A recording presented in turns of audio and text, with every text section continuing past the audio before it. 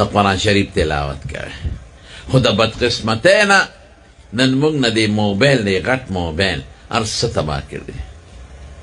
هر چا سره غټ موبایل دی. که په کور کې 10 کسه دي نو 10 موبایل دی. ماشومانو سره لکه ماشومان په غټ موبایل څه کوي؟ دی وړو لږ موبایل یې په لاسونو کې ورکړي چې پلار یې چې ته سعودي ته ځي بابا ګورې چې لومبۍ تنخوا والې ماله به غټ موبایل رانې بچیه دوا کوه که خیر رانېږم به در دوبۍ ته ځي ما تنخوا چې نوکر شي او چې دا ګاڼې دی وګورې بابا ګورې چې لومبۍ پور خرڅ کړي که نه ماله به پرې غټ موبایل او بچې دوا کوه چې خدای برکت واچوي. دا ولې دی وړو له دا موبایل یې دا واړه په دې غټ موبایل څه کوي؟ ټول فلمونه پرې ګوري، ډرامې پرې ګوري، د ښځو تصویرونه پرې ګوري، بربند فلمونه پرې ګوري. تا ته پته ده په دې اوړي کې په ځان د پاسه څادر اچولې او بړستن اچولې او مور ورته وایي بچې څادر بړستن لر که ګرمي ده. مور یې زما سر خوږېږي. سر نه خوږېږي دا مازدیګر یې خوږېږي. په بړستن کې دننه موبایل ګوري. ټوله ورځ دا خلک په دې موبایل اخته دی. ښځې هم پرې لګیا دي. جینکو سره موبایل څه ضرورت دی؟ ټچ موبایل. جینکو سره هم ټچ موبایل دی. ویډیو کالونه پرې خلک یو بل ته کوي، یو ته بل بل ته. دا لوی غم جوړ دی. کوېدنې کړي لا نکاح هم نه شوی او په ویډیو کال یو بل سره خبرې کوي. ما ته مخکې ورځو کې بار مګ نه چا ټېلیفون وکړ یاره جي وایي ما خو یو ښځې سره کوېدنه شوې ده او نکاح مې نه شوی ما طلاق ورکړه. طلاق کېږي او که نه کېږي؟ ما خبیثه چې ونې میوه نه کړې څه دې شو کوې؟ نکاح نشته او طلاق ته ورشغولی دی. نه کېږي طلاق دی. وایي شکر الحمدلله. ما ورته وی ګوره څنګه الحمدلله دی طلاق دی ولې ورکو؟ یاره جوي دا یو بل سره خبرې کولې پکې روان شو. نو ما ورته خاندل ما یو بل سره په هغه شي خبرې کوی چې یو بل ته ګورې وایي په هغه ویډیو کال هم کولې که نه. ای د بړوا بچیا بړوا بچیا په ویډیو کال لا نکاح کې دی نه ده راغلی، واده دی نه دی شوی، نکاح دی نه ده، لا جینۍ پردی ده او ته ورسره په ویډیو کال دغه ځای نه خبرې کوې. ولې جینۍ نه به مور او پلار خبرې کوي به نه خبرې کوي. دا څه د موږ دا لوی غم جوړ کړی. ټوله ورځ دا ما یو هلک راته یو تصویر خو په دې نیټ کې یو رکوټې ماشوم پوټینی ماشوم و داسې د 5-6 کالو خو به یره و ځکه چې پرتوګ څوک نه چې خو رکوټې کړ. ډډه یې والې ده ښه مزېداره او خپې په خپه اړولې ده دغسې او ډډه یې والې ده او موبایل ورسره دی او کش کش کوي او پرتوګ یې نشته لاندې ټوله دونکاچه ښکاري. هلکه خدای بې خو بسه دا څه کوې؟ دا ګناه نه ده؟ دا ناروا نه دي؟ حرام نه دي؟ دا څه کوئ؟ ښځو سره موبایل په خدای قسم قسم راته خورم خفه کېږی ما دا دجالي فتنه ده. د دې د لاسه ډېر کورونه بې عزته شو. د حیا خلک د موبایل د لاسه تباه شو. هلک او جینۍ په یو بل سره لګی او پخوا خو به هغه بل شی نو هغه یې باندې به پوټیني موبایل به نو خبرې به یې کولې. اوس په ویډیو کال یو بل سره لګی. هلک د ګنو پټل کې دننه په دوبچه کې ناست دی، په مقبره کې ناست دی، په سر یې څادر اچولي او جینۍ سره موبایل میلاو کړي. خلک وایي پلان وی هلکه دا خو ډېر نیک دی ورشه وګوره په مقبره کې ناست دی پیر صاحب نه وظیفه اخیستې هغه پخی او جینۍ په کور کې دننه په مصله ناست دی په سر یې څادر اچولي. مور یې وایي مراقبه ده. مې ته ته څه خبره چې چا سره مراقبه ده؟ دا ګناه ده. په خدای ډېرې جینکۍ مټي دي د موبایل د لاسه لاړې. تاسو ورشئ که نه پولیس تاڼې نه تپوس وکړئ چې دا کیسونه څومره دي. تاسو ورشئ ما نه تپوس وکړئ چې زه راته وښیم چې څومره دا کیسونه دي. دا ولې دا ټول په ټوله ورځ موبایل او موبایل او موبایل. جومات کې به سار نه دي. سار چې به مونځ شو مقتدیانو به هم قرآن شریفونه راواغېستل او جومات کې به تلاوت شروع. امام صاحب به ماشومانو ته یا سبق خو او یا به تلاوت شروع. مازدیګر به مو ماسخوتن به مو. اوس چې سار او مازدیګري نو بس نه راغه دی چې سلام زر وګرځي او منډه وی او موبایل له وباسي. او دا بوډاګان هم خدای شرمولی دي جومات کې ډډه ووایي او موبایل له وباسي. او ملا صاحب هم خدای شرمولی دی هغه محراب کې راتاو شي او قوم ته مخ کي او خپل موبایل له وباسي. او که ماشومانو ته سبق ښایي نو په یو سترګه موبایل ته ګوري په بله سترګه ماشومانو ته ګوري.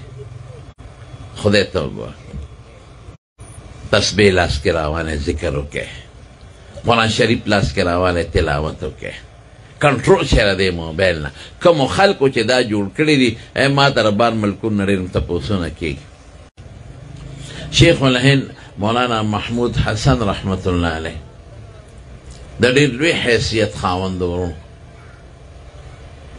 ډېر لوی شخصیت و د هغه تفصیلات دا وخت نه چې درته وسویم هغه چې تحریک آزادۍ کې د پاکستان او هندوستان بر صغیر کم کردار کړی دی لوړ کردار دی دا نن چې هندوستان او پاکستان او بنګلادیش د انګریز نه آزاد دی او انګریز چړلی دی د دې سرخیل شیخ الهند وګورئ باچا صاحب پخپله باچا خان په خپل تاریخ کې پخپله لیکلی دی ما کتلی چې ما ته به د شیخ الهند رحمت الله علیه د طرف نه هدایات ملاوېده او زمونږ حاجي صاحب تورنګزی رحمت الله علیه هغه باقاعده هغه نومونه لیکلی دي چې د چا په واسطه د ده او د شیخ الهند صاحب منځ کې رابطې وي خیر هغه اوږدې قصې دي خو شیخ الهند مولانا محمود حسن رحمت الله علیه یو ډېر نامور او یو ډېر اوچت او لوړ او دنګ حیثیت لري په علمي میدان کې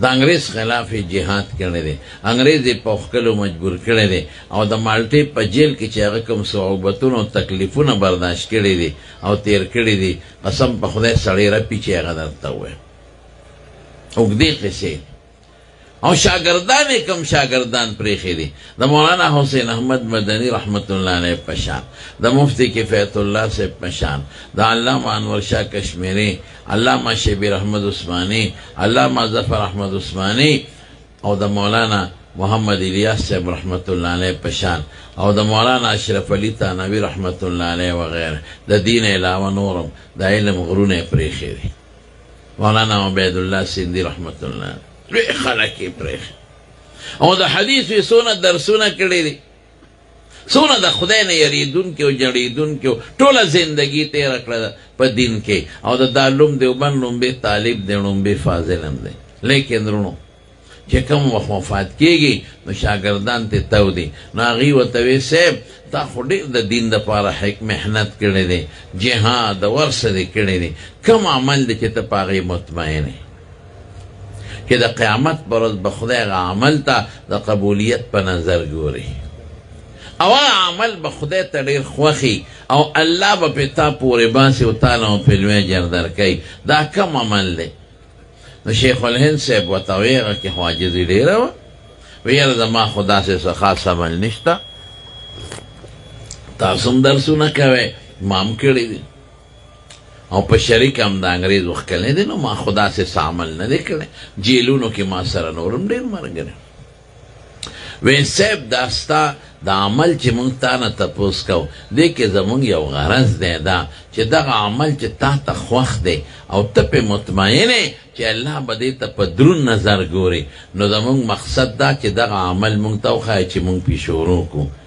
موږ یې ځان له خوښ نو شیخ الهند صاحب ورته وایي ښه وی یو عمل دی چې په هغې زه ډېر مطمئن یم ګوره څومره لوی کارونه یې کړي دي لیکن دې عمل ته ګوره یو پټینی عمل دی چې زه پې ډېر مطمئن یم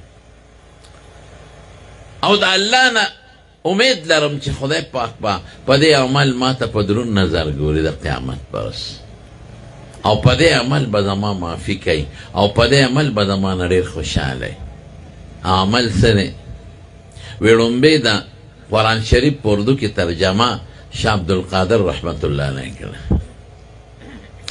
د دې نه مخکې هم څه بعضې ترجمې شته خو مخطوطات دي شاه عبدالقادر رحمت الله علیه د قرآن شریف لومبۍ ترجمه په اردو ژبه کې کړې او ډېره مشهوره شوه په پارسی کې هم د هغې بیا ترجماني وشوله ډېره مشهوره شوه شاه عبدالقادر صاحب لومبۍ د اردو ترجمه د قرآن شریف ده وکړه دې کې یو بله خبره هم درته ضمناً ویم شاه عبدالقادر صاحب چې د اردو ترجمه وکړه د دین خدمت کړی دی بیا وفات شوی دی نو په دغه زمانه کې یو ډېر لوی بزرګ او عالم مولانا فضل الرحمن